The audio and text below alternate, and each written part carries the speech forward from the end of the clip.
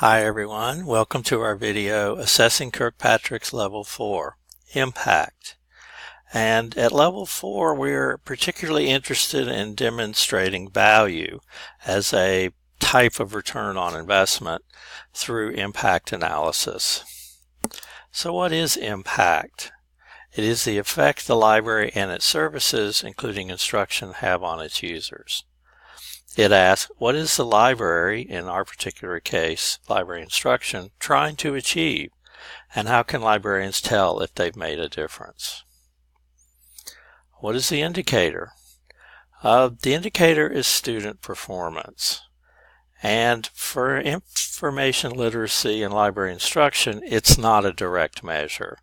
As a matter of fact, demonstrating a direct measure or direct relationship is an extremely difficult thing to do, and frankly, I don't think we can. But as an indirect measure, it's quite doable. And you can use things like information literacy exams, for example, project sales, or rubric evaluation of writing artifacts. And we'll touch some more on both of these later. So what can be assessed at Level 4? You can assess the impact of library instruction on the persistence of specific information literacy skills years later. And I think this is the big factor that distinguishes Level 3 and 4, and that's time. How persistent are these skills years later?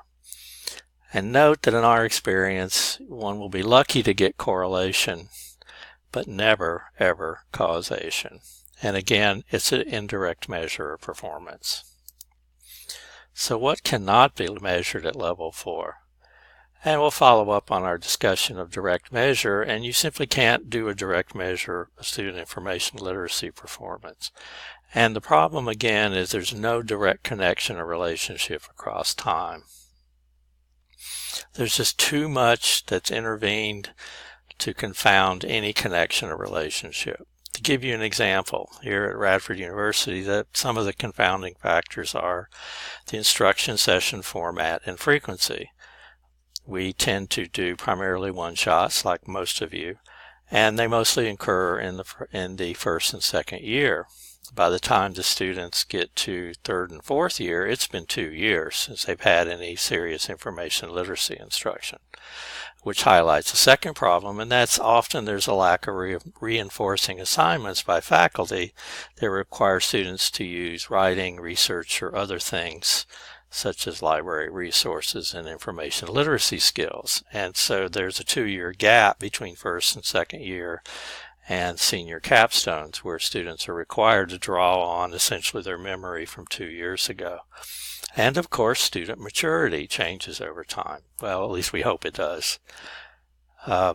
So first and second years, for example, are younger, less mature, and not particularly focused, or don't really see the point of what we're doing here in the library instruction. Whereas juniors and seniors are in their majors, they're older, they're much more focused, and they grasp right away what we're trying to do for them and the value of it. Unfortunately, because of the way instruction is often scheduled and done, juniors and seniors aren't brought in very often. So what are the common methods of measuring impact? As mentioned before, information literacy exams are an option, such as project sales, the South Dakota Information Literacy Exam, and the information literacy test put out by James Madison University. There's also rubric evaluation of student writing artifacts, such as theses and other student papers.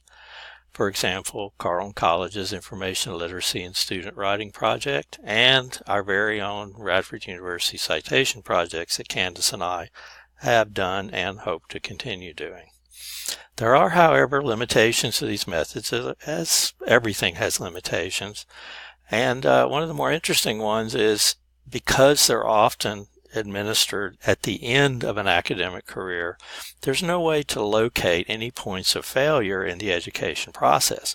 If the results are poor, what went wrong and where in the process? And also any results or findings you have are too late to help the seniors or graduates that are often the ones completing these. It may help the people coming behind them, but it doesn't do much for them.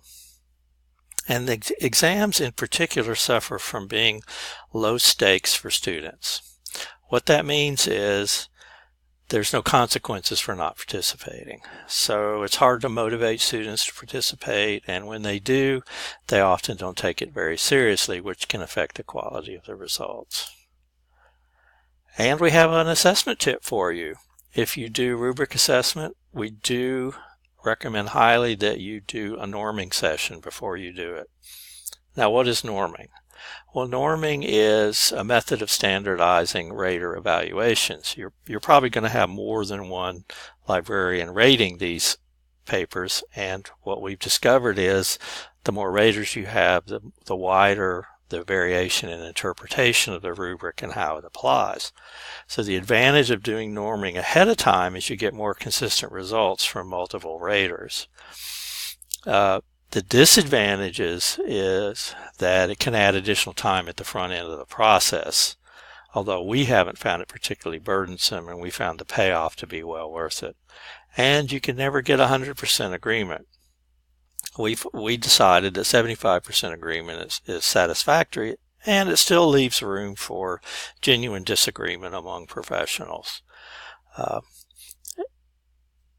If you want to do a statistical measure of these agreements, you can use interrelated reliability statistics such as Cohn's kappa or Fleisch's kappa. And generally, software packages such as SPSS, SAS, and Excel have those already set up. And here are the references for this particular video. If you have any questions, by all means, let us know in the discussion forum.